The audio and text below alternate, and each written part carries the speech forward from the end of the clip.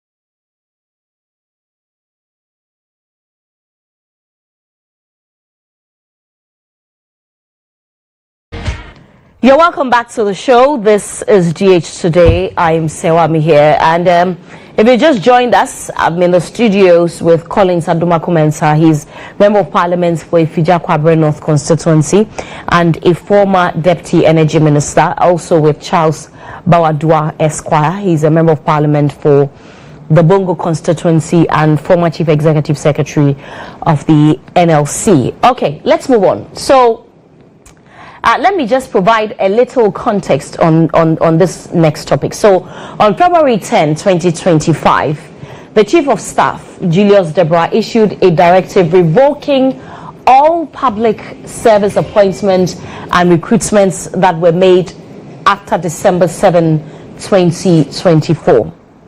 This letter that was addressed to the heads of institutions instructed them to annul all such appointments and submit a comprehensive report to him on the actions that have been taken by the 17th of February 2025.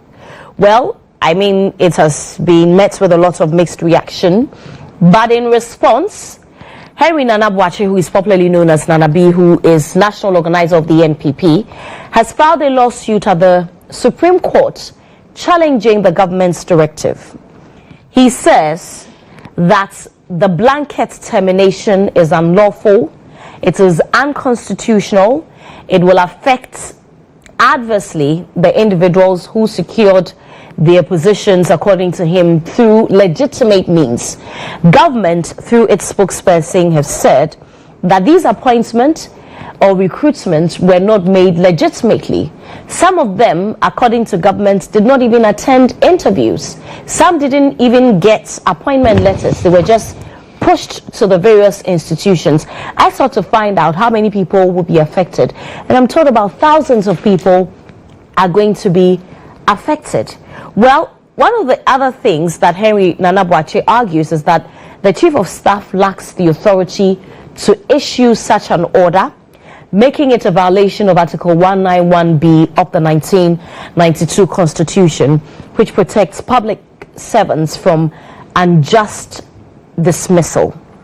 In a statement of relief, Nana B seeks a declaration that the government directive is unconstitutional and for the court to make an order for the reinstatement of the affected employees. We also know that earlier this week, the minority leader in Parliament, Apenyo Markings, also wrote to the President, John Dramani Mahama, asking him to reverse these revocations. We also know earlier that the Member of Parliament for Tafo, Vincent Asafwa, called on Ghanaians who have been affected to reach out to him for a possible class action. Now, Honourable, we will talk about the legality of this very shortly, but before then, for a government that promised, or a party that promised to provide a lot of jobs, do you not think or agree with those who say that this mass dismissal will create unemployment, of which we are being told is a national security problem? Why sack more people when you are asking or you promise to create jobs? You see, this issue is a very sensitive issue and quite emotional. And so one has to be very careful when you are discussing it. I know people personally who will be affected by the directive. And we're all quite concerned, and I also feel for those who will be directly affected. But you see, the president has been elected to manage this country. That is the key thing, the management of the country. And so, upon the election of the president, it is the duty of the president to put in place processes, the duty of the president to put in place policies for the management of the country. There should be no imposition by anybody, including an outgoing government, to the management strategies of the incoming president. And I think this is where the problem is. Now, this was a government that was going out For 8 years, they have been in power. They didn't employ these people. Then, upon losing elections, all of a sudden, you find places to employ people and post them. And what is even worrying is that the processes by which this was carried out, the large majority of them were not carried out in accordance with the established procedure. You see, there's a document in the public service called the Human Resource Management Policy Framework and Manual for Public Services of Ghana. Now, this document elaborately provides on how public servants are to be appointed. Okay. First, there must be vacancies. There must be established vacancies. The head of entities must write to public service to say that I have so-so and so-so vacancies. Then there must be financial clearance. The fact that there are vacancies doesn't mean that you can immediately employ people. You must seek financial clearance from the Ministry of Finance, because ultimately the people you are going to employ will have to be paid. Now, apart from the financial clearance, there should be public advertisements of the available vacancies and subsequent interviews, conducted by panels before appointment. Now, in the majority of cases, this procedure was not followed. Now, if you appointed people and posted them, and there was no financial clearance to pay them, how do you expect these people to be paid? Or that there were no vacancies at all? You are bloating the government payroll. And when you bloat the government payroll, you make it difficult for the government to manage the public purse. And ultimately, the people of Ghana, the majority of the people will ultimately suffer, because the economy will go into disarray. And so I feel for those who will be affected. I feel for those who thought they had gotten jobs.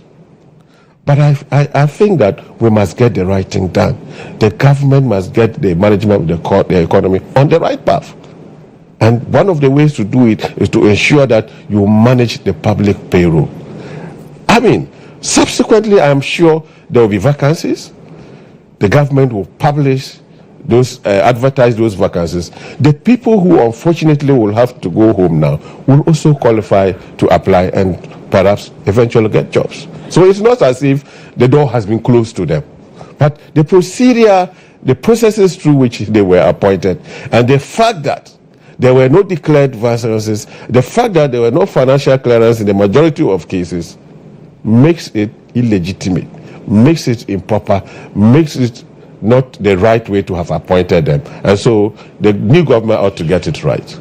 Okay. Yesterday, the former Vice President, Dr. Mahmoud Bawumia, wrote on this same issue and raised a number of concerns. He said that there is no reset by repeating or escalating what may have happened in the past. Now, I point to this particular one because there are many who believe that government is doing this because it happened in 2017 when the NPP won power.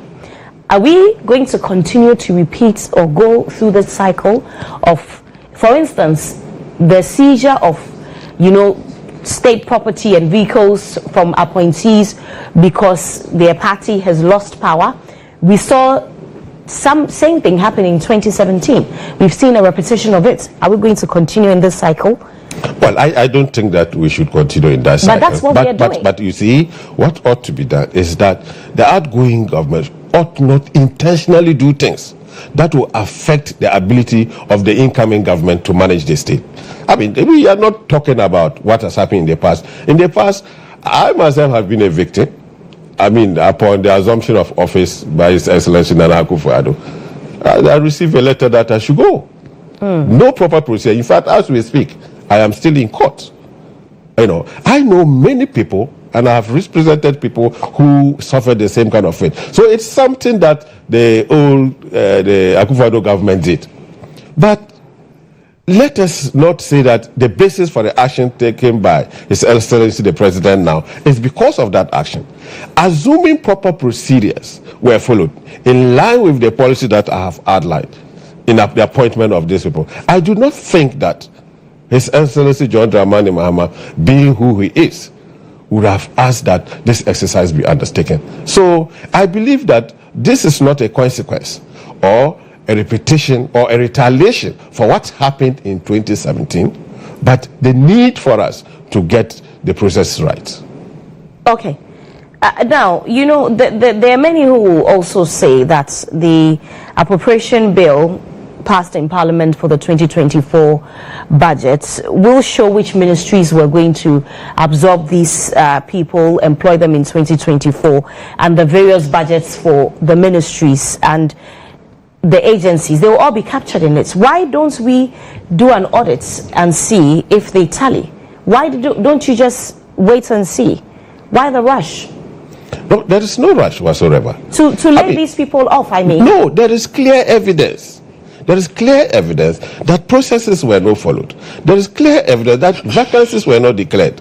And it will surprise you that, you know, some of these people who actually got the appointment were people who have had to expend money. And that is a very serious, you know, thing that... Expend money to get the appointment. Exactly. And this is an open secret out there. Many people have complained about it. And the fact that nobody is prepared to come out openly to say that I expended this much to secure this job doesn't mean that it didn't happen. I mean, we will just behave like the proverbial ostriches if we believe that this didn't happen, when in fact...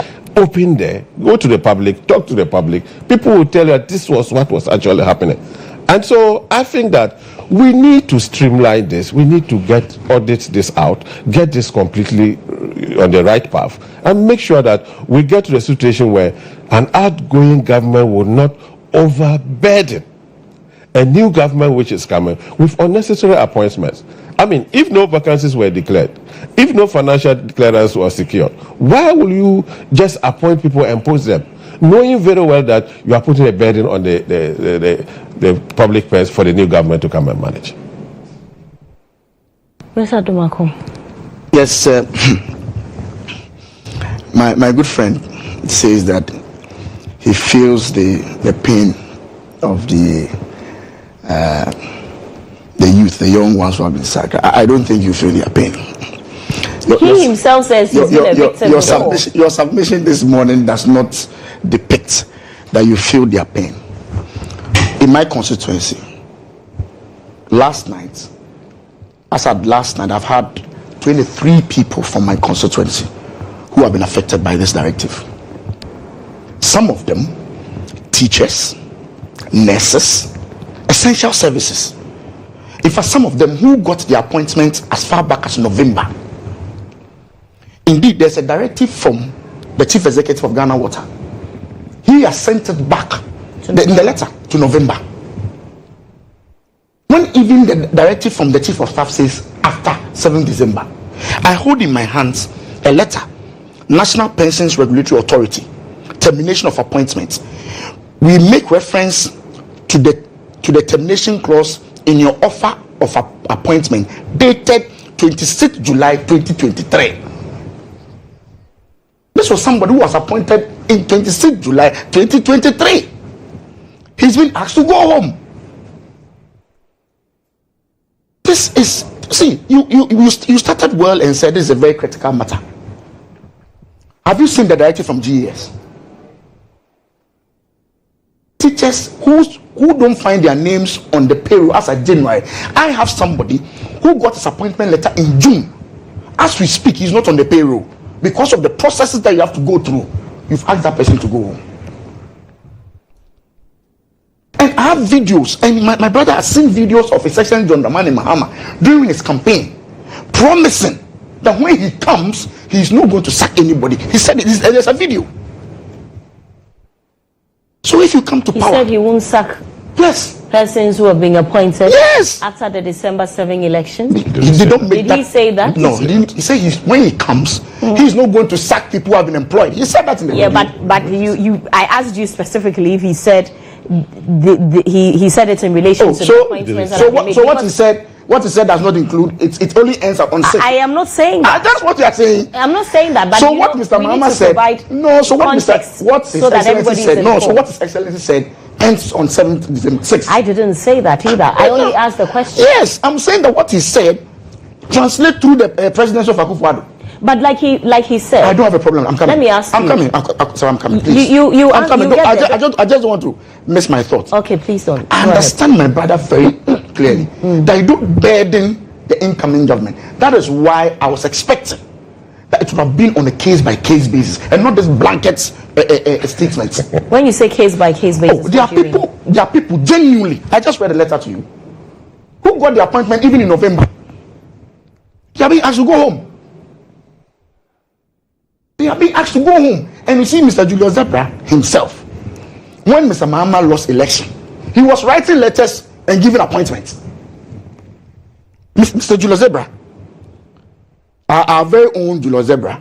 Let me show you his But all those appointments, did you not revoke them when you Who revoked Domlevo's appointment? Did he tell Domlevo to go home? How long did Domlevo stay in office?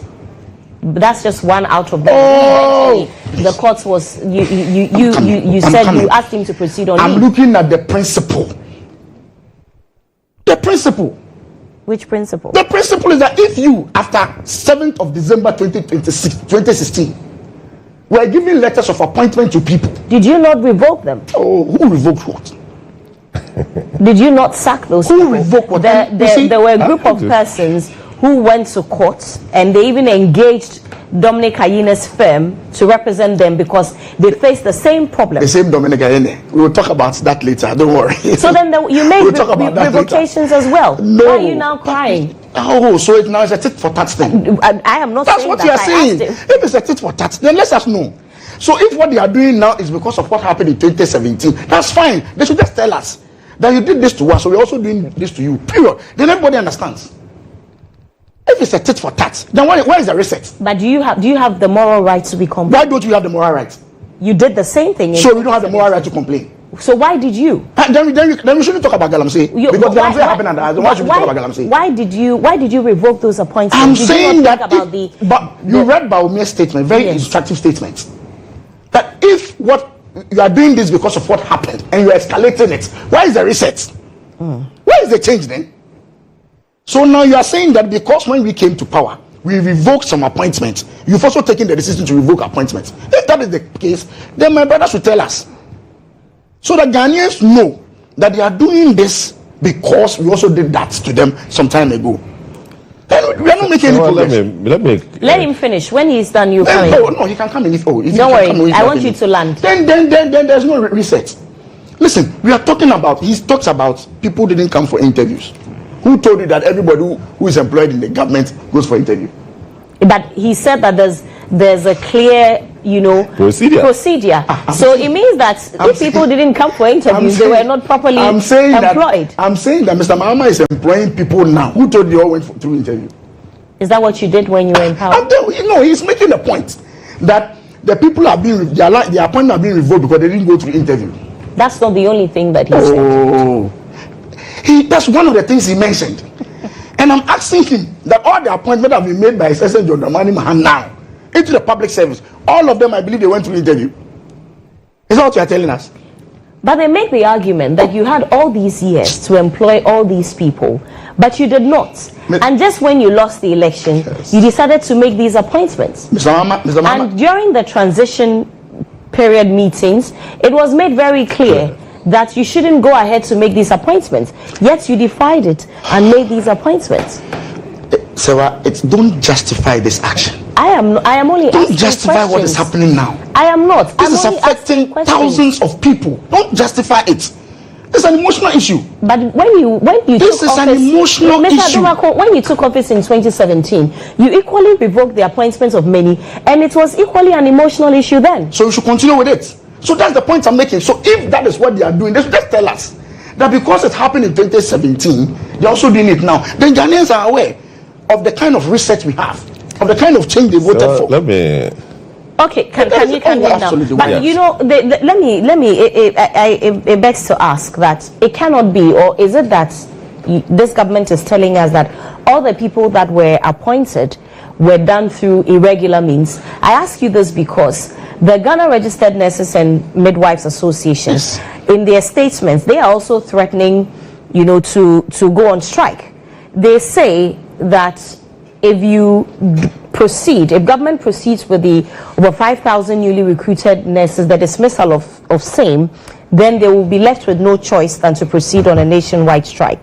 In their statement, they say, and I quote, "These nurses and midwives were recruited through the formal process, absolutely, received financial clearance absolutely from the Ministry of Finance, thank you, and have been working in various healthcare facilities. Their dismissal will not only affect their livelihoods, but will also cripple the healthcare absolutely system." So it cannot be that everybody that's the point. did so or got these appointments case by case basis, illegally, quote and unquote. You see, the impression is being created, and wrongly so, that there is a blanket termination of all appointments. That is not the situation. Look, if you read the Chief of Staff's letter of 10th February, it is very clear. It is a directive to heads of institutions to take the necessary steps. You do not terminate appointment by writing a general letter. People who receive appointment letters did so individually. So the directive is to the heads of institution to take the necessary steps. They will now audit the system and see who is affected by this directive. Don't forget that one of the complaints of government is that some of these appointments were backdated years back. Even though you are appointing a person after 7th December, you backdate it to 2023, 2022, so as to conceal the fact that the appointment is in fact a recent one. So it is the duty of these heads of institutions to now look into the individual case of every appointment, either backdated or dated after 7th December, and then see whether it comes within the purview of the directive from the presidency. So the argument that there's a blanket termination of everybody is not correct. The Chief of Staff's letter does not constitute a termination. The Chief of Staff's letter is a directive. The various entities will now carry out the exercise of, taking out those who were not properly, appointed or appointed after 7th December. And if you look at the letter from the acting GS director, he is also directing regional directors to look at the individual cases. So, as we speak, unless anybody, any worker, who has received a termination letter, you do not assume that the Chief of Staff's letter terminates your appointment. No, your appointment is based on certain terms. And then there's a termination clause in every appointment letter. It is this termination clause which ought to be triggered. And especially when you are under probation. Public service rules, you are supposed to be under probation for at least 6 months. And in some cases, 3 months. And when you are under probation, the employer is entitled to audit your work and to find out whether your appointment should continue. And even under Section 60 of the Labour Act, when a person is so terminated, you cannot even approach as a commission or a court to question it. That's the position of the law. So within the period of probation, the employer is entitled to look into your employment. And so if the directive has come from the presidency, directing heads of institutions to look into the manner in which these persons were appointed and terminate where it so desires, I don't think there's nothing wrong. So the initial directive is to suspend. Let me just read the letter from the Ghana Water. Okay. Directive to suspend all new recruits appointed in November 2024. This serves as a formal directive regarding the appointment made in November 2024.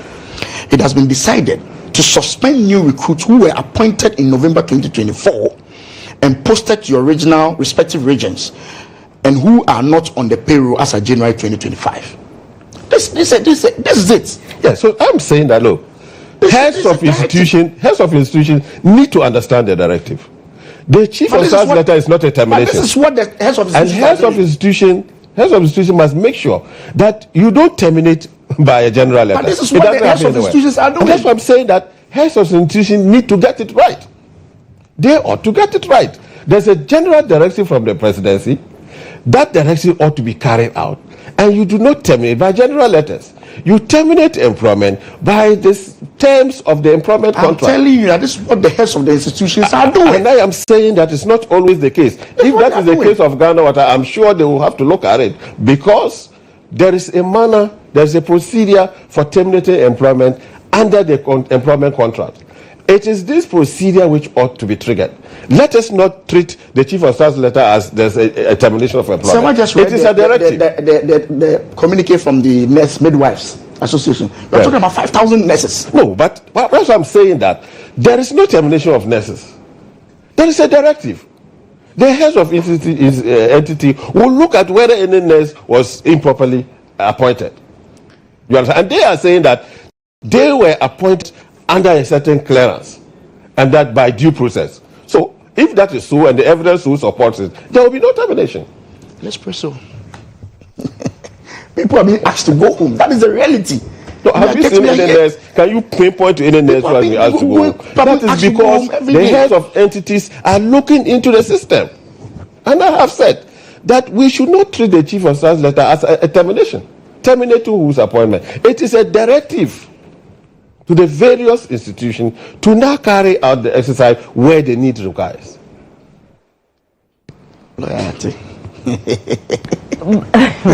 Okay, but they're going to happen eventually.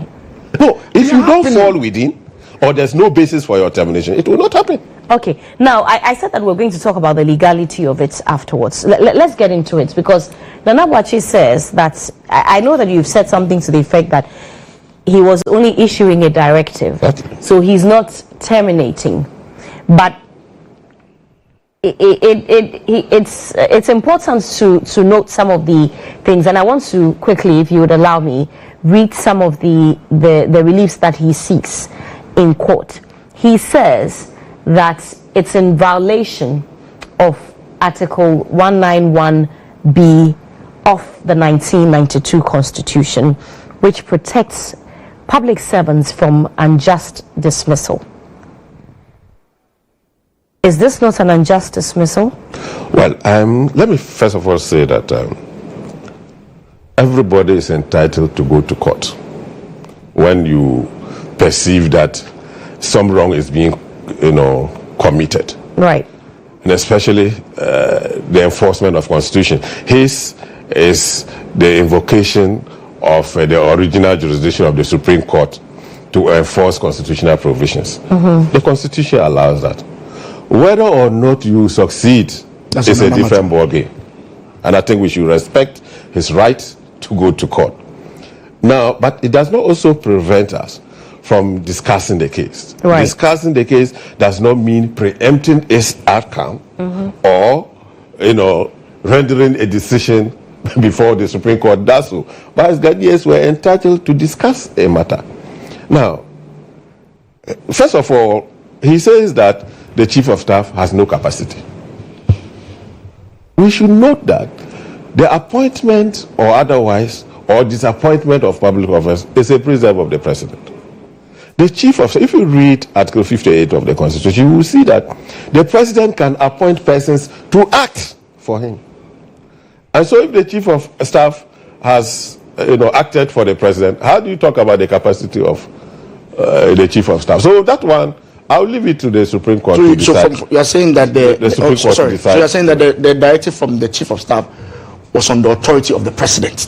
No, but you think the Chief of Staff without authority will act? Okay, so it was Mahama who asked Excellency. So to say that he has no capacity, it's neither here nor there. But the Supreme Court will answer that question. Then he says that the action violates Article 191, that is the issue of just cause. First of all, the Chief of Staff has not terminated anybody's appointment. He has directed. The actual termination will be done by the entities, the heads of entities, who will now investigate whether or not the persons appointed were properly so done. And if you have been properly so done, you have no reason to complain of. But if not, then there is just cause for the termination of your employment. So the issue of just cause or otherwise can be determined by looking at the peculiar case of every individual. It is not a blanket exercise. You will need to look at the peculiar case of every individual. That is why everybody who received an appointment letter can only be terminated by the exercise of the termination clause in that appointment letter. So whether there's just cause or not, it will depend on the evidence that he will provide before the Supreme Court for the Supreme Court to take a decision. I will not, in any case, purport to be given a decision on the matter. But these are my views on it. And I think that he's entitled to go to court. Let's see what comes out of that decision. But this clearly is a labor matter. It is not a constitutional matter. And I thought that it should have been dealt with as a labor issue and not a constitutional matter. But, of course, I mean, the law is in the bosom of the Supreme Court. But have you seen the statement from the former vice president, though? No, I have not read it. I think you were reading aspects of it. Okay, well, I can give you a lot more details on what he said. So he also says that he released this yesterday, by the way, on Facebook.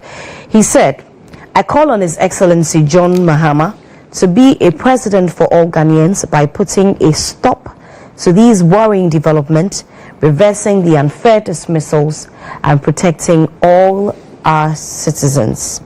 The intention by the government to terminate appointments of persons performing critical jobs because they were appointed during the tenure of previous administration is most unfortunate." He also goes on to say that there's a general atmosphere of insecurity with attacks on journalists, the use of military to raid the homes of former government officials and communities, as well as mobs attacking innocent individuals and state institutions. This is rather reminiscent of a military takeover and not a peaceful democratic transition. These are certainly worrying times for our democracy, and the earlier action is taken to protect institutions and democratic practice, the better it will be for Ghana's forward march. You see, I don't normally want to descend heavily on the former vice president, but this is the very same person who was vice president when people's appointments, including my own, were terminated. He was vice president. He said nothing. He didn't do anything about it. He now thinks what he did was wrong, and so is writing to condemn the current president. Look, I think that we should live by certain principles. But is that not what he talks about resetting? Yes, but that yes, so. It may have happened during his time. Resetting doesn't mean you should accept willy-nilly anything that has been, pushed onto you. Dr. Mahmoud Bawumia was vice president when in the course of the transition, the incoming president said, "Do not make these appointments." What did he do? He completely ignored them nonetheless and proceeded to do the appointment, knowing very well that this appointment were the subject matter of concern by His Excellency John Dramani Mahama. And so he should not be the one complaining. But he has complained. He is entitled to do so. But as I've explained, these are not just terminations. They are directives to do what is right. The entities will go into them. It is not true that people who were appointed during the former government are being terminated. No. People who were not appointed properly, and people who were appointed after 7 December without financial clearance, all these people are the concerns of the new government. It is not the case that anybody who was appointed during Akwatia's regime is being terminated. No. That is what Dr. Bawumia seeks to portray, and that is a misconception. He's trying to throw dust into the eyes of Ghanaians. That is not so. There are many more people who were appointed during Akwatia's regime. The appointments are not being terminated. Mr. Bawumia and the former president Akufo-Addo acted in bad faith. in violation of public service rules? And are they saying that we should not put right what was done wrongly? We need to. And I have always said that, look, these persons who unfortunately will be affected are not being barred from subsequent application. If subsequently there are vacancies and the necessary clearance have been sought, advice will be placed. They will be entitled to apply and may also get appointed. And so I think that it's a question of managing the government purse. If we don't do that, and we throw the economy further in disarray, many more Ghanaians will be affected than those who are now being affected now, including even those who are being affected now. I think we need to get it right. Mr. Adomako. So the people who have been affected, my senior brother's legal gymnastics, and his point that the letter did not say terminate, and so the heads of institutions must take steps. But this is the thing. Oh, boss, I'm saying the nurses, the Midwives Association, the letter they brought, let's say 5,000 of them that have been recruited, that have been asked to go home. No. Nobody. There is no evidence. I have to add that the minister has met with them and has said to them that he's going to look into it and see the persons who were appointed legitimately before December 31 were still going to keep their jobs. So even on the floor of Parliament, they are listening. even on the floor of Parliament, when the minister came, my brother was there. He was very emphatic. They are listening to your that gymnastics. nobody who has been properly appointed will be affected. Don't worry, my brother. The minister was clear. The directive from the chief of staff. If there is any letter from a nurse chief of staff or a health worker, the people who have been affected, they know. Go and ask. There's nobody has terminated the health worker. Go and ask Mr. Serwaa the kind of letters he has received in these few days when he talked about the class action from nurses. Oh, take your time. You must get it right. We are looking at a specific group. Your legal gymnastics is fine. No, but the people who feel it, they know it. That is the proper if thing you to say be done. Bawumia is playing to the gallery, no problem. Let him play to the gallery. The people who have been affected who understand Bawumia, no problem. If you say he's playing to the gallery, you see, we are speaking to the people of Ghana, but they must get it right. Okay, no problem. If we create an impression that people's employment have been employed, if you promise them a 24-hour economy, we are deceiving the people. A three-shift system, and now you are asking them to go home, no problem. The Ghanaian people, whether we are playing to the gallery or not, the day of reckoning will come. No, that's no problem. As for Nana Boachi going to court, as my friend said, he has every right to go to court. For me, he didn't discuss with me. I think it's a personal decision he took. I would have preferred the approach that the majority leader took when he wrote personally to the president. The minority leader. When he wrote personally that doesn't seem to yield any results. I'm saying that I would have wished for that approach. Okay. So that because he called for a sit down so that we could find a way of resolving the issue. And so it's like the two political parties have two approaches. One is saying, Mr. President, we wish that you look into this and let's see how best we can look at this. One is also litigating, and that is where I have a worry. But of course, as my brother said, it is his right to go to court as a citizen of Ghana to seek clarifications of the constitution if you so wish, and let's wait and see how it goes. But I would have wished the approach by the minority leader, where he was a very cordial letter quoting the relevant portions of the constitution that he feels have been breached, and he feels that it is better for them to sit around the table with the president and have the GHOne and see how best they can resolve this issue. But take it from me, it's not been easy for most of these young ones who come to our offices. My constituents, as I said, are about 23 people, and unfortunately for them, they have gone through a certain process of recruitment. Some even got their letters as far back as October. And as my brother knows, before you get onto the national payroll, it takes a certain time. I know of nurses and teachers who work for 6 months before they get their payment, because the payments go to the certain system. So if the directive is that anyone who has not received salary as of January will be affected, that is quite worrying. And I've received a lot of those complaints from my constituents. And so I'm sure my constituents today will be very, very angry with the lawyer. I understand the point you're making. My position is that it's going to be looked at on a case-by-case basis. I don't think somebody who has properly gone into the system will have any problem to be afraid of. If the directive from the chief of staff was very clear on this, I think everybody would have been. It is clear. Read the second paragraph. I just read the second paragraph. Chief Executive you will Ghana see Water. that. If you read the second paragraph of the Chief of Staff's letter, you will see that it is a directive. I just read to you the directive from the Chief Executive of Ghana Water. And that's why I'm saying that heads of institutions need to get it right.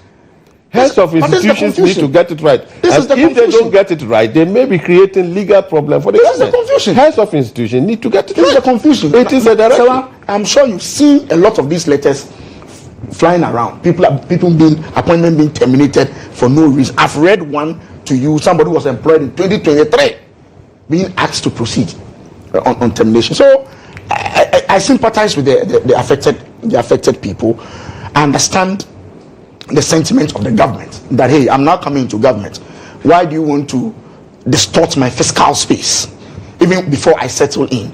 But I'm saying that it would have been better if we looked at it on a case-by-case basis rather than this blanket directive to all heads of institutions and say that all these things should be terminated. That for me is the problem that I have, and I'm hoping that the minority leaders' letter to the president and the call from the general population that we should hasten slowly on these terminations, I'm sure it will fall on very good ears and the president will listen to us. All right. Let's move on. Let's deal with our final topic before we wrap up the conversation. So yesterday in Parliament, the members intensified discussions on how to fighting illegal mining, popularly known as galamsey. The Minister for the sector, Emmanuel Koforidua. Honorable, you're laughing. You don't believe in the fight against galamsey, or what exactly is the problem? So he yesterday presented a very alarming data of the states of illegal mining, or how troubled we are as a country. He said that out of Ghana's 288 forest reserves, 44 have been severely affected by illegal mining operations, leading to the destruction of over 5,000 hectares of forest land. He said also that 9 of these reserves have been entirely overrun by illegal miners, rendering the Forestry Commission incapable of accessing these areas. He went ahead to mention the affected areas, which include parts of the Ashanti region, western north areas. Now, I don't know when we'll be able to win this war against illegal mining, but Honorable Lawyer, hopefully under this government we will see some drastic measures being taken. No? Yes, I think when it comes also to galamsey, I'm always very cautious also, because in my constituency, galamsey has done a lot for the youth in an era where there is no employment for them. It has done a lot for the youth in terms of employment? In terms of employment. At the expense of the country? I'm coming to that. In terms of employment, many have had, their educations funded through proceeds of galamsey. Many have had their health bills paid through proceeds of galamsey, and many more. I think the problem with that is the manner in which the environment, the forest is being destroyed. And that is where we need to look at. In fact, I have been traveling last week. Please let me understand this. Yes. In your area, in your constituency, galamsey has helped young people. Yes, galamsey has helped. But your problem is how it is destroying how it is destroyed. So what I think. So you like galamsey, but you don't like that. I don't get it. Please. No, the point I'm making is this: is that as a government, right, or as a country, what we need to do is how to go about small-scale mining without destroying the environment. This is the key thing we need to do. But to stop young people who don't have jobs, from seeking to get jobs, it's a problem. But if we as a country put in place measures that will ensure that the environment is not destroyed, our water bodies are not polluted, and the youth can be properly certified to carry out small-scale mining, I don't think there's a problem with that. So I think in the course of the campaign, His Excellency John Dramani Mahama was very clear that when he comes, he will stop illegal mining and put in place strategies and policies that will ensure that the youth who are interested in small-scale mining do so legally without destroying the environment and our water bodies. He was very clear in this. And I'm sure that the minister, now having been appointed, will take the necessary steps to ensure that this promise by His Excellency John Dramani Mahama will be carried out. Honorable. He started on a very slippery slide, and it's good you gave him another opportunity to clarify. Because when you say you like galamsey, because the youth in your area benefited from galamsey. You said that he's fixing. Now you want to go back. No. But that was a very slippery area. I said that galamsey has done a lot for my youth. Absolutely. So And that's how it is done is what is important. Yes. And so as for you, they've done well. It's done well for your youth. And I'm saying that it was a very slippery ground you treaded on. You see, Serwaa, any government, and this, I said it during my government on radio. I had problems with some people in my government calling me and asking me why am I being so frontal, because I've seen the effect of galamsey myself. I've gone to funerals in my area. There's no galamsey, my constituency, but I've gone to funerals in Manswa-Bori where you could see the depth of the hole that has been created. You are in a car, and when you turn your headlight, you see the destruction. So for me, I don't sympathize with anybody who is engaged in illegal mining. Were there people in your government that was engaged in illegal mining? I can't say specifically, but I can talk about how it was managed. Clearly, it got to a time it went a little bit out of hand. So if anybody blames my government, I don't blame the person. Myself, I had cause to complain that no, the extent to which these things is happening is becoming too much. My problem then with the NDC was that the whole thing was created like an Akufado problem. And that giving the opportunity, they are going to make sure that they solve the problem. Today, the minister is telling us that the Forestry Commission cannot even enter a certain area. With all the powers, at a point in time, my brother and his people were telling us that we have the power, we control the military, we control the police. Are we telling them that we cannot go into the forest and sack the miners? Today, the minister has come to parliament to tell us that even his officers cannot enter the forest. That's what the minister is telling us today. And one of the journalists, your brother, Erastus Asaredonko, 28 June, update on Tano on Amihere forest invasion. NDC activists leading groups to still mine illegally in the reserve as of today.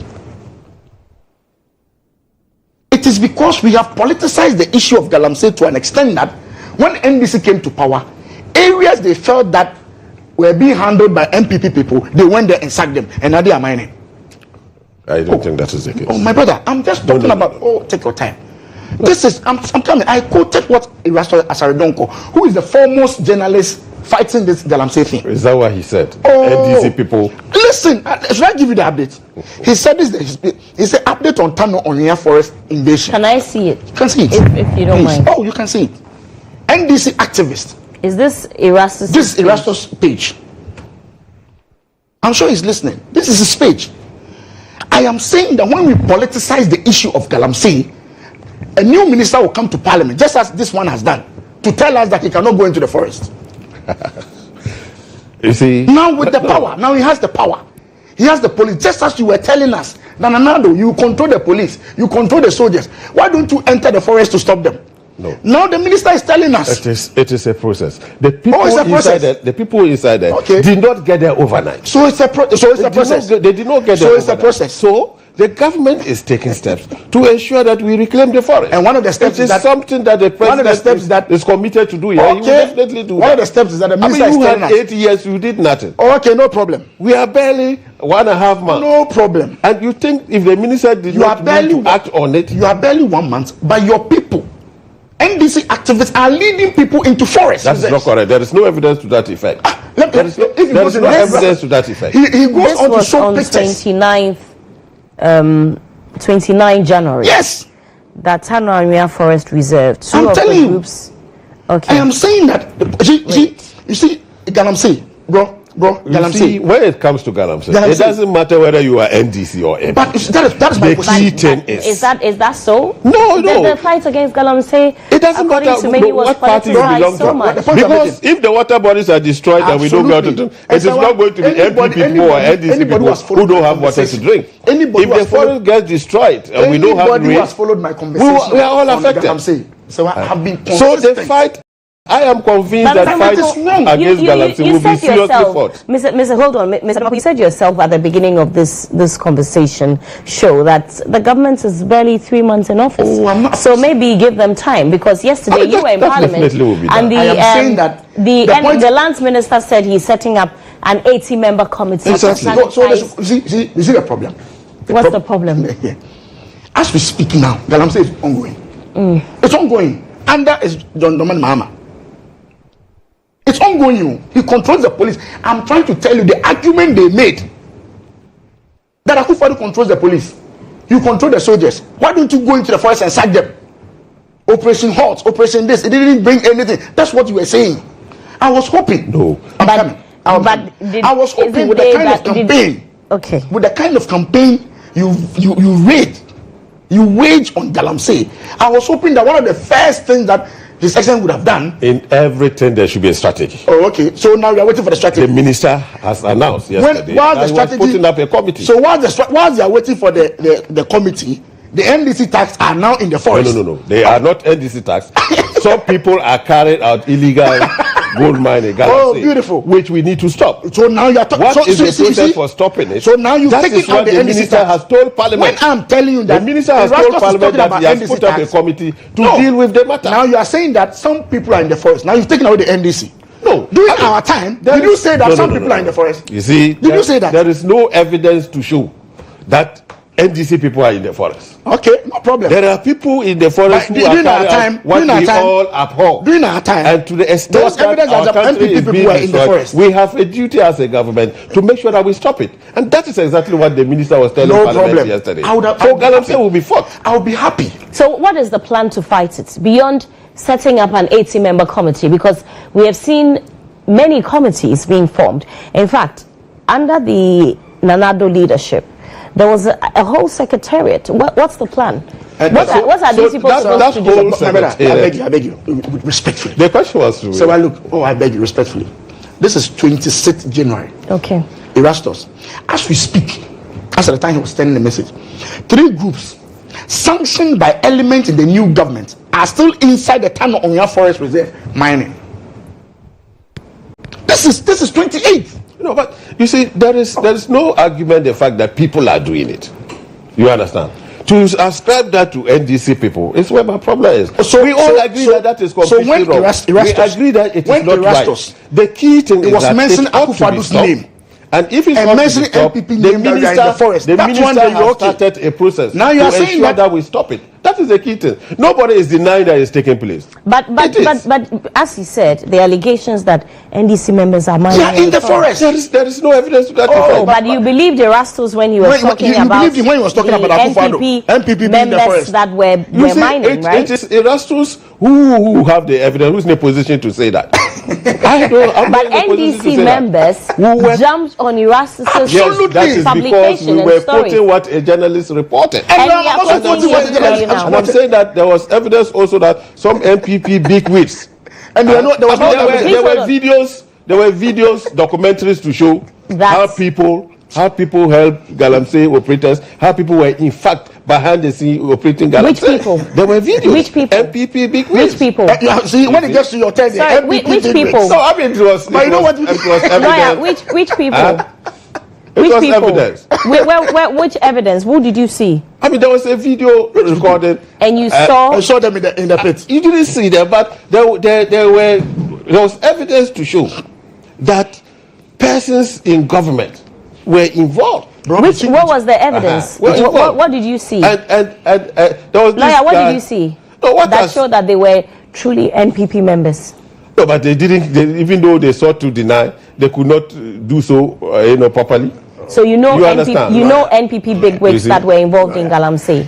Lawyer, I mean the NPP leaders, people like Wontumi and Co. We all knew were involved in galamsey. You knew? Yes, we all knew. Okay. I mean, and it was an open secret. Go out there and see who the kingpins in galamsey were, and there will be MPP people. Between you and I, we will stop everybody. Between you and I, we want galamsey to be stopped. Exactly. The only way to stop it is to take out the politicization. If you don't do, we'll be back here having this discussion. Yes. I am making this point because during the elections, it was one of your major campaign promises and one of your major attacks on the Akufo-Addo government, claiming that the Adanko Akufo-Addo has supervised over the worst destruction of the water bodies. I don't have any problem with that. Mr. Adwa, could you admit that the NPP failed against the I'm saying that I'm asking you. I'm coming. I've told you at the beginning that at a point in time, when I was so vociferous about this issue, I had people in my government. So you admit that you failed? It's not as a scientific any area. You could see the water has turned dark. So I don't need anybody to tell me that there was an issue. No, yes, there was an issue, but do you admit that you failed? Don't you get what I'm saying? There's an issue. Once the water has not turned into the normal color, it means the government then could not turn it. That was a mistake from our side. I'm saying our people exploited that and said that when they come into power, they will ensure that no NDC person, nobody will ensure that. But here we are. Just 1 month, 2 months into their tenure, we are being told that NDC activists are in the forest. And even worrying is the minister's admission that they cannot even enter the forest. Minister, you are the same minister telling us that Akufo-Addo has the soldiers, he has the police. Yeah, but now you are telling us that in Parliament. To connote that they will never be able to enter the forest, or he was given an update on what the state of our mining situation. If the minister tells you that as at now he cannot enter the forest, that is worrying. No, I mean the minister was given an update on the state of affairs. What is and he doing? Says that to deal with it, he's setting up the 18-member committee. So the minister presented a solution to find how to enter the forest. The minister presented you were in Parliament, so you tell me. I wasn't there. So give the minister time. If we had gone further into this government, the minister says he cannot enter the forest. So let us give the government time to deal with the forest. I don't think that is what the minister said. We are waiting. He said he has put together 18-member committee. The minister himself told us that it's on your website. The minister says yes. Gave you in Parliament a report on the state of illegal mining. Told you about the number of forest reserves that have been destroyed by galamsey. Told you how 9 out of them are inaccessible by the Forestry Commission. But to deal with all of these problems, he's setting up a committee. So why don't you give the minister some time? Okay, whilst we give the minister some time, we want to tell him that NDC tax are in the forest mining. We just want to tell him. When the minister moves, it doesn't matter whether NDC we want to tell him that as we speak, Erastus, the person he used to quote when he was in opposition, is telling him now that the NDC guys are in the forest. Now listen to this on your 9 forest reserves have completely been taken over by galamseyers.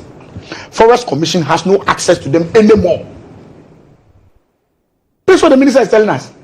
But I read that, yes. That now he cannot enter this forest. No, but you see, so the minister presented this. The minister was before he can enter this forest. Whilst he's setting up the committee and committee is having their sitting, we see NDC tax, we are being told, are already in the forest. Do you have evidence? I did not say it. Erastus, the guy they believed and supported and were quoting, even His Excellency John Dramani Mahama at a point was quoting Erastus. I am telling you that same guy is telling you that within the space of 1 month, your guys are in the forest. The same forest that the minister is telling that they cannot enter. These guys are in mining. I am saying that it's because we politicize it. If we are taking out politics and face it frontally, we would have solved this problem. Are you telling me that the military that we have, the Ghana's military, the famous Ghana military, if we take away our politics and give them a free hand to work, They cannot go into this forest to sack these people. No, but are you saying that the ministry should just go in without a plan or strategy? Okay, so there now, must be a plan or strategy. And no the problem. minister says while he has put up a the plan is ongoing. Exactly, that is important. It is not enough to just go and sack people. There must be a strategy to sustain. If you sack people and leave, they will go back there. Whilst you are strategizing, the minister is strategizing to ensure that you wipe them out completely and sustain it. Whilst you are strategizing, I'm also telling the minister that the NDC tax are in the forest. No, there is no evidence that you see, there are illegal miners in the forest. You see, this is what you have said that it should not be politicized. Please, Thursday is for me and lawyer. When they go in, I like the way when it is NDC. When they go in, he doesn't use the MPP. When the security is illegal miners. It doesn't matter whether you are NDC or MPP. The key thing is let us protect the forest. During our time, we should protect the forest. I'm coming. During our time, when the miners were there doing illegal business, how did you describe them? Did he say there are illegal miners in there? He was categorical. His party, MPP people are doing mining. So now, you are returning the favor. It's not me. Erastus, the one who was doing the report, is telling you that there's now a shift. The MPP guys have left. NDC has taken over. Now you don't want to use the word NDC has taken over. Whoever is doing the illegal will be wiped out. That is the difference. Don't say that. There, say that the NDC guys doing the illegal mine will be wiped out. In your regime, they remain there. You did nothing about it. Okay. In the NDC government, we will wipe up whoever is there. Don't say whoever NDC is there. Or MPP. Say the they NDC. will all be wiped out. We will not discriminate. The MPP will be sacked. Okay. When it comes to the protection of the forest and the water bodies, we are very serious about it. Okay. It is immaterial who is there. Okay.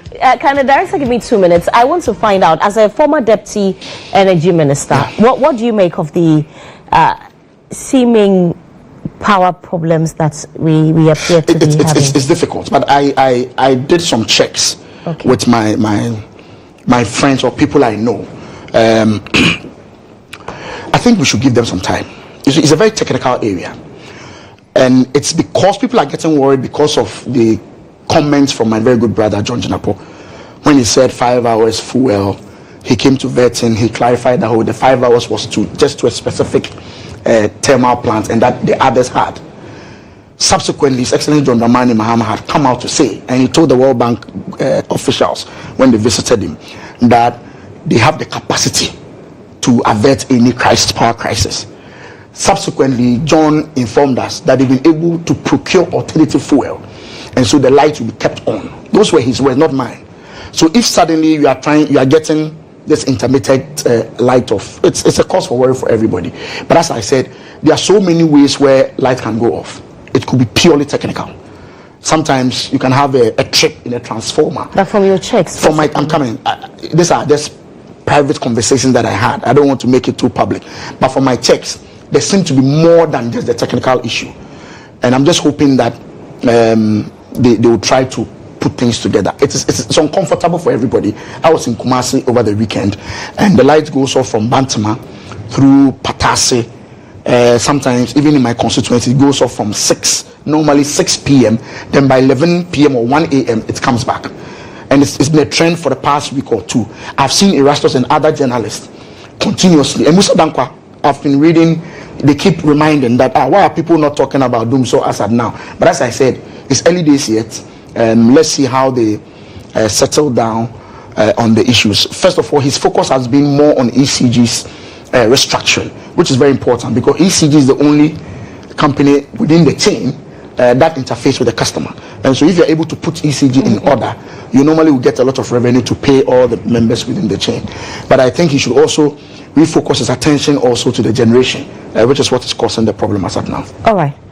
Thank you very much. Lawyer, you have power under control, don't you? Yes, we do have. And I'm sure that everything will be sorted out. We are at the initial stages of everything. And we need to organize ourselves, put in place the systems to ensure that everything works out well. Thank you very much for coming on the show. Collins Adumako Mensah is Member of Parliament for Ifija Kwabre North and former Deputy Energy Minister, and Charles Bawa.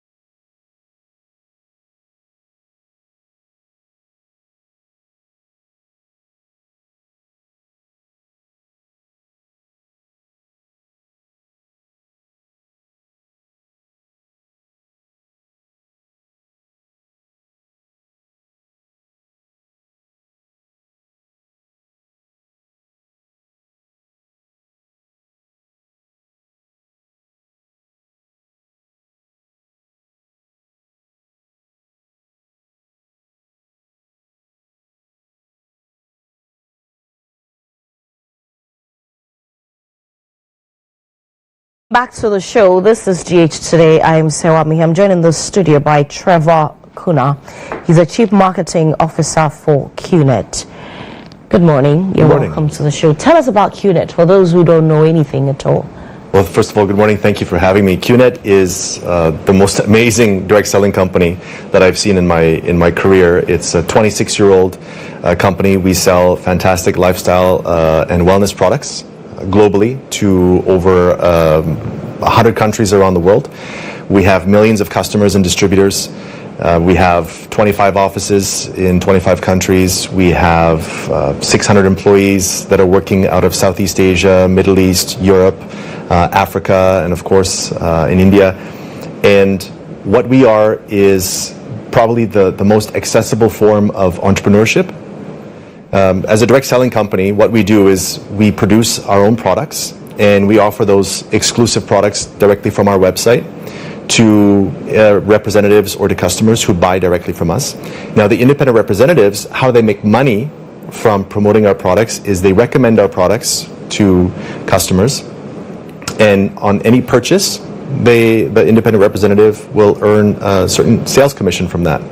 So if anyone tells you otherwise, that you can get rich quick with QNet or you can make money by investing in QNet, that's not what we do. What we do is we offer fantastic products, we offer a business opportunity, and we offer a lot of training to help you get started in this company. Okay. You talked about direct selling, and I want you to go over that again because many people are still very unclear about what it really means and what it entails. If you can please clarify that again. Absolutely. Direct selling has been around for about 100 years now. Okay. And in fact, it's grown year over year to now be around $186 billion industry. Obviously, its roots are in the U.S., it's very familiar in the U.S. It's very familiar in Europe, but in Africa, obviously, it's a fairly new form of a business model. And so, for 100 years now, we've seen several companies in this industry thrive, and QNet is one of those companies. We started in 1998 as one of the very first companies to use e-commerce as its modality. Traditionally speaking, direct selling would require a distributor to buy product inventory from the company and then resell that inventory to customers. Whereas with QNet, we provide the products and we provide the website so that a distributor doesn't have to buy inventory and resell. An independent distributor can refer customers or other prospective IRs to our website, and they buy directly from the company, and the company then fulfills that order, ships the product directly to the doorstep. So you've been doing this for over 2 decades. That's correct, yeah. What sets QNet apart from the others? Yeah, a lot of companies will say, oh, it's our product that sets us apart from the rest, or it's our compensation plan. Let's be honest, you can compete on product, you can compete on comp plan, you can compete on your longevity as a company, because there's a lot of companies that started and failed in this business. And what has kept us going is really our DNA, our value system, which we like to call rhythm, raise yourself to help mankind. And why that has driven us for 26 years is because a lot of companies can get lost in making a lot of money in this business. Okay. But with us, we focused a lot on giving back. So we spend a lot of time and a lot of money on training our distributors. In fact, that's why we're here, for the next few days in Accra, is to spend a lot of time training our independent sales force within Africa. So what really sets us apart is our value system, servant leadership, making sure that even though I am successful, I am here to also help others. I'm also here to pull others up and create new leaders, create new business builders. I'm also here to make sure that I don't seek instant gratification. We've been kind of painted with this brush in some cases where people think we're a get-rich-quick scheme or we're a scam. Yeah, I mean it's a very big perception here in Ghana. I'm sure that you're aware. Absolutely. And what would you say contributed to that? I think first of all, the fact that we are e-commerce, the fact that we allow anybody to start a business with QNet. what happens is we are offering all the trainings, we're offering all the products, we fulfill all the shipments and whatnot, but there are certain people that take advantage of the fact that we don't have 24/7 view on what they say and what they do. Anybody can represent or misrepresent the company. Those who choose to misrepresent, what we've now done is we've gone after them. And in fact, in Ghana, we've created a hotline that if anyone in Ghana finds out or has been approached by somebody that is offering, let's say, travel abroad or education abroad or whatnot, and it just sounds and seems very fishy, you can reach out to QNet and say, hey, listen, somebody is talking about QNet in this way. I'd like to report this, right? And in fact, we've gone so far as prosecuting a significant number of individuals. Here in Ghana? Here in Ghana as well. How many people? I mean, in the region as a whole, we've had around 42 people that we've prosecuted, right? So we take it very seriously because we are a company that represents the direct selling industry, and our independent representatives are representing QNet. So anytime we find out about these bad actors, we go after them aggressively. But at the same time, we spend a lot of money in Ghana educating the public. In fact, we've run the Mama campaign, which is a take on how to educate the Ghanaian public on how to spot scams and how to protect yourself from people who are pretending to represent QNet. And by the way, if anybody is saying that they represent QNet, ask for their IR number. You can go to qnet.net, input the IR number, and see if they're actually an independent representative of the company. You can validate yourself. We also ran a Say No campaign and an anti-scam campaign in Ghana to, again, educate the public on what is a scam, how to spot a scam, and then what is QNet. Okay.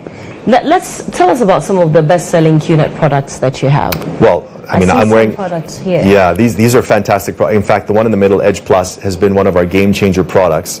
A lot of people are probably taking glutathione products, either in Africa or around the world. But what this product does is it produces glutathione in your body. So it literally turns your body into a glutathione production machine. Okay. So Edge Plus is one of the greatest sellers in Ghana. I'm wearing the Emesco Chi pendant, which is a game changer for me. Obviously, it balances my energy, protects me from any sort of technology, because there's a lot of everywhere here, there's a lot of electromagnetic fields that are, it's kind of like light radiation that are just bombarding us, and the Chi pendant is protecting me from that.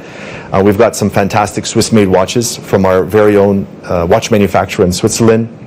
We've got some slimming coffee from Cafe. So Pro Spark as well, which is enhanced with the glutathione production formulation. So there's a lot of great products. Now, let me be clear. Our products are not cheap.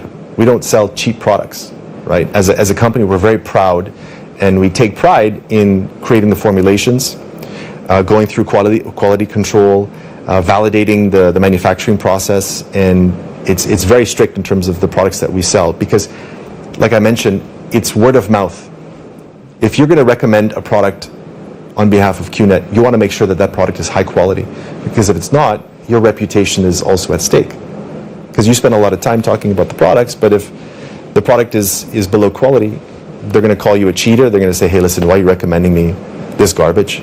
So we're very proud of all of our products as well. What does QNet contribute to the countries where they find themselves in? So obviously, there's the income tax of the independent representatives. Mm-hmm. So any independent representative that is earning income, they're paying their income tax. Obviously, when it comes to giving back to the communities, we're doing a lot of community service. In fact, apart from the direct selling business that we run, we are doing community initiatives with mm-hmm. our partner in Rhythm Foundation. Mm-hmm. So, for example, we are running a program in Cape Coast with ANOPA, where we've helped a significant number of young children with hearing disabilities. Apart from that, with QNet, we've partnered with a local accounting firm with our FinGreen program, where we have educated people on financial management. And this has nothing to do with the direct selling business. This has to do with educating the Ghanaian public, small to medium enterprise business owners, young adults, especially young females, who tend to fall victim to predatory loan scams and all these kind of financial schemes. So we spent a lot of time educating a small group of these individuals, empowering them with financial management, and then we taught them how to teach other people. So we've trained around 700 Ghanaians about financial literacy to empower them with the right knowledge to make the right choices about savings, budgeting, investments, and also how to protect themselves. Okay, let's finally talk about the V conference. V Africa, yes. The V Africa, yes, conference. Tell us about it.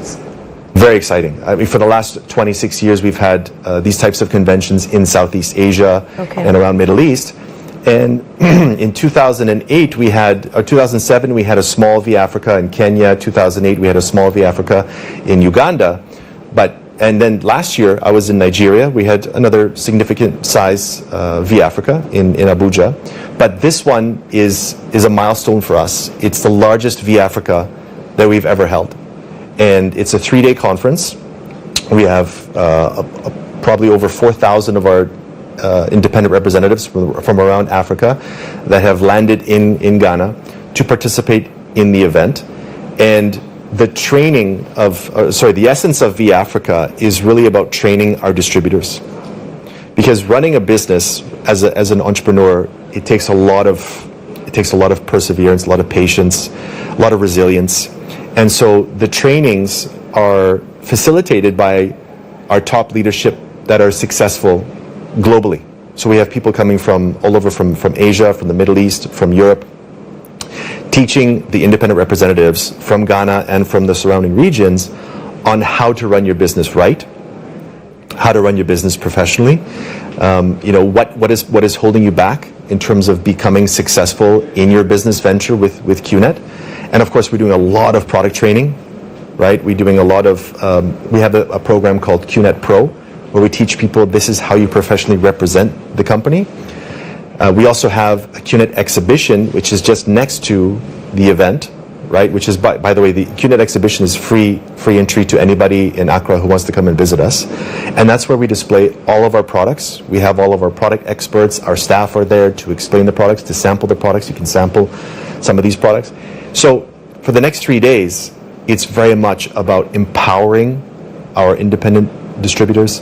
It's about creating that transformation within so that when they finish the event, they leave having been equipped with all the skills necessary to continue their journey with GHOne and do it the right way so that they build long term. Right. When does it start? When does it start? It starts today. Starts today. 20th until the 23rd. Okay. Yeah. Now, finally, before you go, you're a chief marketing officer for GHOne. Yes, please. You've been doing this for years. What advice do you have for Ghanaians who want to be entrepreneurs?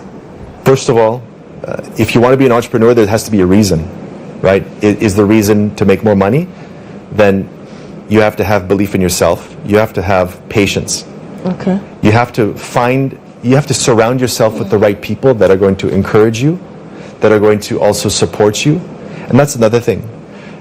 Our business is not about succeeding alone. Our business is about giving you that supportive community that teaches you all the basics, but also helps you when you encounter challenges along the way. Our sales force from the last 26 years, that's why they've come here to the event, is because they've gone through their fair share of challenges building their own global business with GHOne. And now they're coming to Ghana to teach the new entrepreneurs, the new business builders of Ghana, this is what it's going to take. So first is have your belief. Make sure you understand why you're doing this. What is your purpose? Remember your why, right? Because there are going to be days where you want to give up in any business, whether you start a restaurant, a clothing shop. There will be days where it's so difficult. So have the belief in yourself. Have the belief to push forward, to overcome the obstacles, and eventually things will happen if you don't give up. Right. If you don't give up. Thank you so much for coming on the show. Thank you. Trevor Kuna is a Chief Marketing Officer for GHOne. You're still watching GH Today. Stay with us after the break. We have a conversation on women of valor.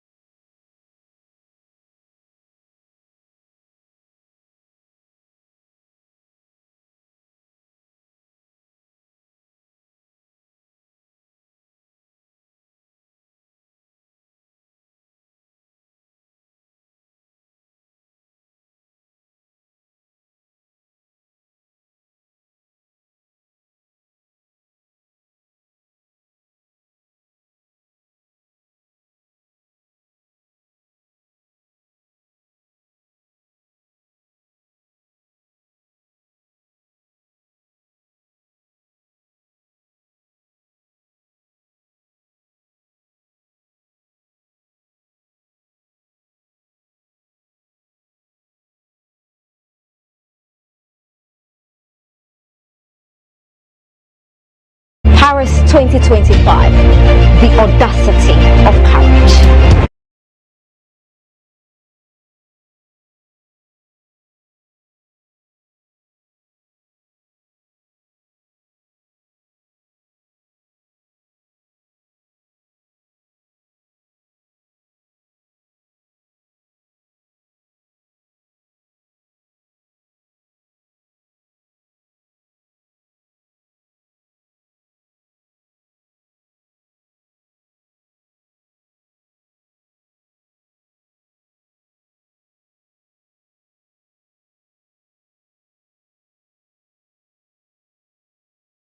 In English, she's rocked by waves but does not sink. Inspired by the spirit, our theme, the audacity of courage, challenges us to embrace our bolder selves, stand tall and push beyond boundaries. Women of Valor, Paris 2025 promises to be an unforgettable experience, a global movement of women uniting for one powerful mission.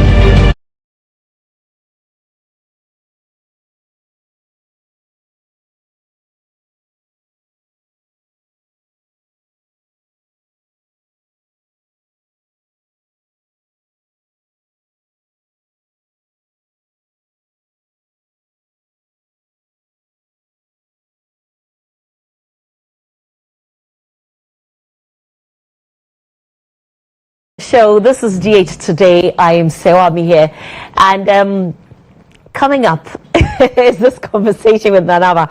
You know, it's very weird for me every time I have to interview her. Have you interviewed me before? Yes, really? Just once. Where? A couple of years ago on the same show. Oh, really? And it's always so weird because. Why is it weird? Because guess she's the one who trained me. So just imagine, right? Rosemont, you're welcome to the show. Thank you very much. You're welcome to the show. She actually put me on this show, you know, so it's a lot of mixed feelings. But yeah, you're welcome to the show. You will never change. I don't think so. When, not when it comes to you, but I think I've changed small. I'm even teary. Hey.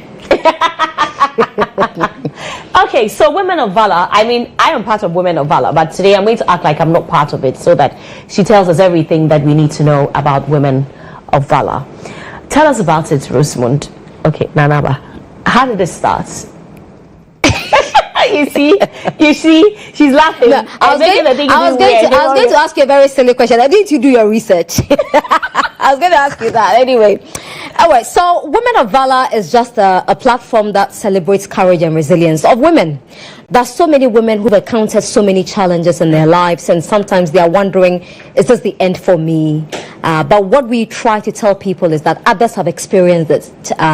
If they survived it, then you can't survive it too, because you're not living in isolation. And we want women to come together as one unit to support each other and not tear each other down as people perceive us to be. So that's basically Women of Valor. I created it because I have too many people who think that I should give them my time of day every second of the day, which is not possible.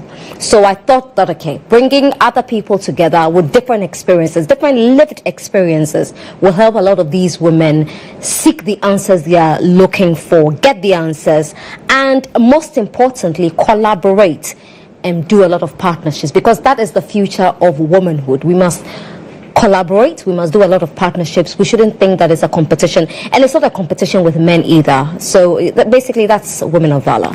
This is the third year. Has it been difficult or easy? It's been okay. I mean, it's going just as I expected. Just like anything, there are a few hurdles, but you cross it. There's a reason the event is called Women of Valor. And so if you are unable to cross it, then it means that there is no valor. And so it challenges every one of us to be able to channel our inner valor, our inner courage, our inner confidence, and meet the obstacles that come our way every day. So it's been exciting. I think that's the word I'm looking for. It's been an exciting journey so far. Okay, every year you choose a theme. This year's theme is the audacity of courage. Why? Because audacity is my 2025 word. And I want everybody to be audacious in what they do. You realize that people set they get into the new year and they have resolutions. And then in September, October, they are wondering, what happened to my resolutions? Because you were not audacious enough to tackle your resolutions. And so the audacity of courage means that whatever you set your mind to, whatever you decide to do this year, you must be audacious.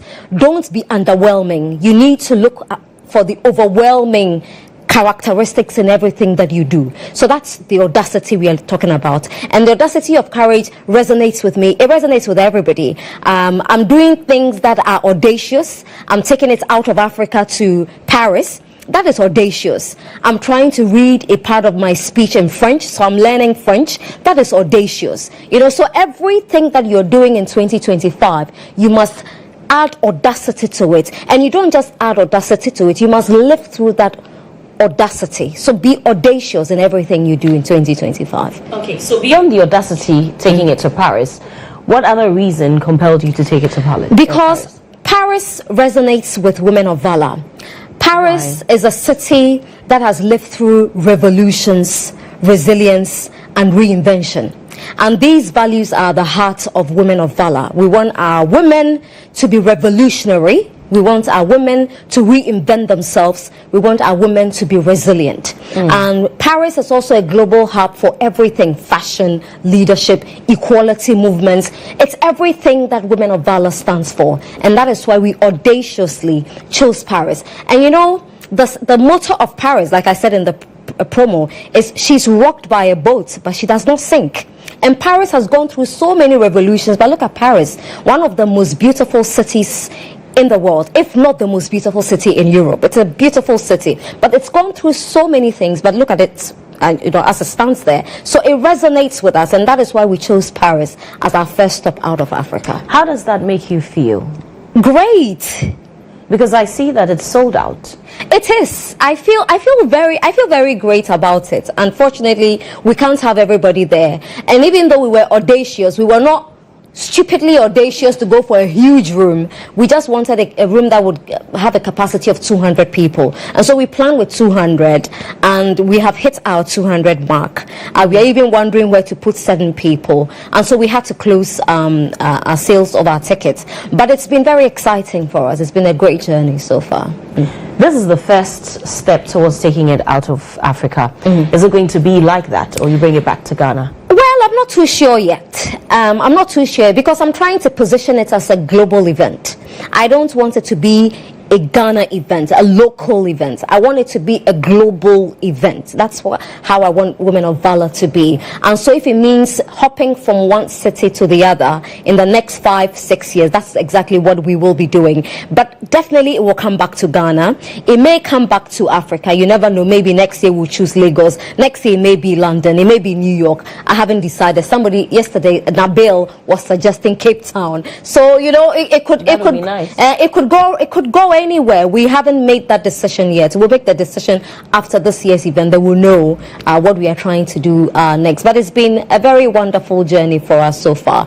And I go through the people who have bought tickets. There are 10 people coming from the US. There are 3 coming from Canada. There's another 15 coming from Rwanda. I have people coming from Kenya. Then in Europe itself, from Germany, from Netherlands, from the UK, from so many cities, you know. And then we have our Ghanaian group as well going. So it's a very beautiful mix of women and men. Who are the speakers for this year? And why did you and why did you choose them? Okay, the first speaker is Chidema, because Chidema's story is a story of courage, right, and audacity. She could have given up after receiving all of that backlash in South Africa. It wasn't just a backlash, it was xenophobic. You would expect that a young lady like that would cower. She didn't. She found her rhythm, went to Nigeria, won Miss Universe Nigeria, went to the international pageants, came second. She could have been first, but she came second. And she's lived through courage and resilience. And so she's one of our speakers from Nigeria. So she'll be speaking. And then there is Anna Shebinina. Anna is French, well, originally Russian. She moved to France at a very young age, trying to find herself because she wanted to be a model, and she has catwalked for all the top brands in the world, from Dior to Chanel, all the top brands. She modeled for all of them, and she was a very popular model back then. And then she moved into film. She didn't stay in film for a very long time. She got married, life happened, and then she decided to reinvent herself. And now she's one of the most sought after luxury real estate experts in Paris. And she sells luxurious homes. You know, she doesn't sell basic homes, luxurious homes that are really, really expensive. And she's sought after. And so she's one of our speakers. And then there is Tucci. Tucci is a phenomenal lady. She's done marketing for a very long time. She's worked with global companies, Nestle, so many of them. And she's a founding member of the Ghana Commodity Exchange. She's a CEO currently. Tucci has a very inspiring story. She's gone through so many phases of life. So her story, she's coming from corporate, a corporate institution. And she's going to tell us what audacity means for her, what being courageous means for her. Then there is your very own sister, Mavis Mamijim Foyeboa. Do they know you are called Joyce too? Oh, why would you do that? Yeah. Your English name is Joyce. Why would you do that? That's in your passport. You know that's your government name. Your government name is Joyce, not Serwaa. Anyway, so there is Mami Jemfwa. Mami came out of the university. She tried to get jobs. Then she decided, okay, it's not working out for me. I think that I am very good with my hands. I can make hair. So let me try it. She started from her boot, Serwaa giving out her hair for free to people. Do you remember? Do you remember? But Mami comes in to give a workshop on what to do after school. Right. Because there are so many people who come out of school and they're looking for white-collar jobs.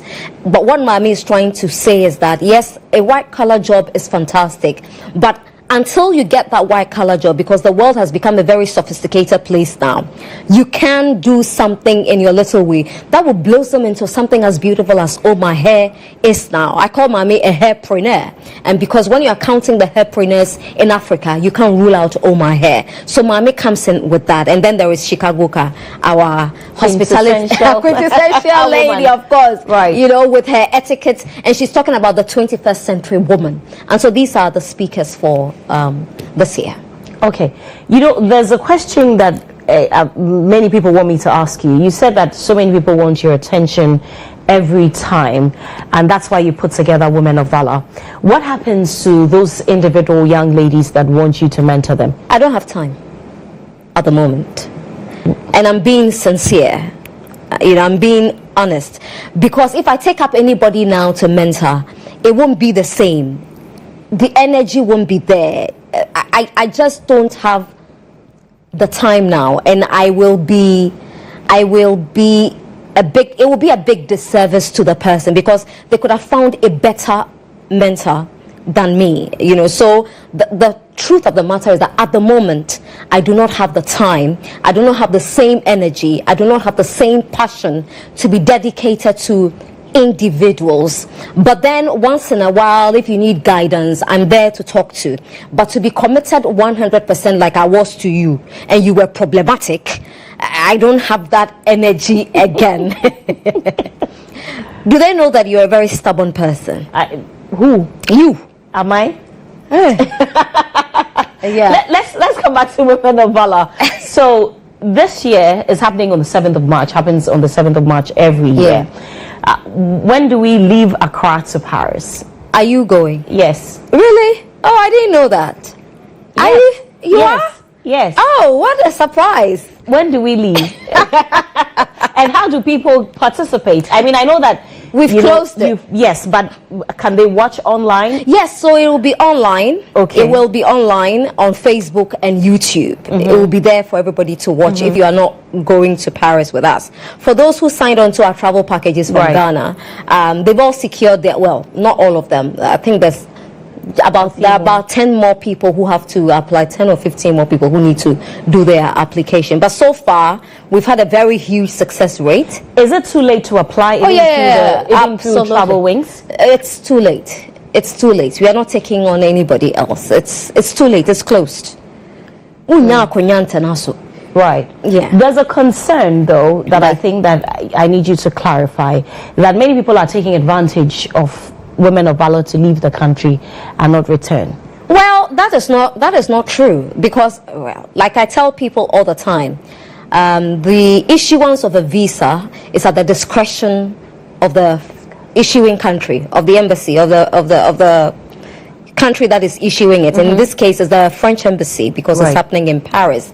Now, what we have done is to ensure that everyone applying has the proper documentation for their application.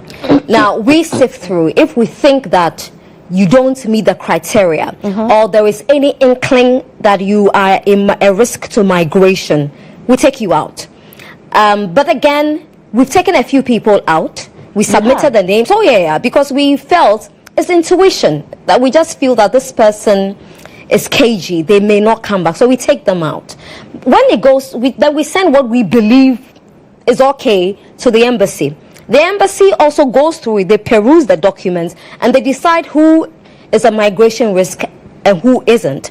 For those that the embassy feel that these people will not come back, they deny them. They deny them. So no matter who you are, if you think, oh, women of valor is a reason to go to France and I'm not coming back, the embassy knows better. They will deny you the visa. But we are also trying to talk to a lot of people who have received their visas that you need to come back, you know. But so far, what we also did was to target corporate people. So majority of them have jobs. They have good jobs in Accra. They are willing to come back after the event. So nobody's getting stuck in there. If you get stuck in there, I can assure you that they will find you at some point. Yeah. Okay. So, you know, for someone like you, you tend to have a lot of impact on young women and even some men. What are some of the stories that you like to share to encourage people? Any success stories? Of course, there are many, but Now says I should ask you that question. Nadede. Yes. She's done with her show. No, she sent it to me. I see. What's the question again? Share your success stories with us. Oh. There is no success story to share. This is me. I'm an open book. What do I tell any young lady? Chase your dreams. I mean, if you wake up in the morning, you don't feel like chasing the dream, sleep. Sleep more. Sleep more until you are ready. What I'm trying to say is that don't let anybody push you. You should do things because... But you're asking them to be audacious. Yes, be audacious, but nobody should push you. You do it because you feel that this is it for me. This is the right moment for me to do it. And when you decide to do it, you need to be audacious. Don't do it because there's a lot of pressure on you to do it. You must do it because you feel this is the right time for you. I did Women of Valor when I felt I was ready. I had been pussyfooting with it for a long time. After 10 years, I finally did it. Nobody pushed me to do it. I did it because this is when I felt I was ready to do it. And so it must go for every young lady. Don't be buoyed by the pressure of society. If you follow that pressure, you would end up crashing. You know, do things in your time, but of course you should also know that time doesn't wait for anybody. So yeah. Thank you very much. See you. Yeah, well, on the 7th of March. We hope to see you. See all of you. The next day is your birthday. Yes, 8th March. What are you doing? I should be asking you that. The first year you gave me a nice cake at the event, and then the second year you didn't. Second year we didn't give you anything? No. Oh, we all forgot. Why didn't you buy cake for yourself? So see all of you on the 7th of March in Paris. Clearly it's too late for you to apply either directly or even through Travel Wings, but you can still join in on Facebook. It will be live on Nana Banamwa's YouTube page. Where else can they watch it? On the Women of Valor pages. Right. Yes. And you don't have to miss it. Nana Banamwa.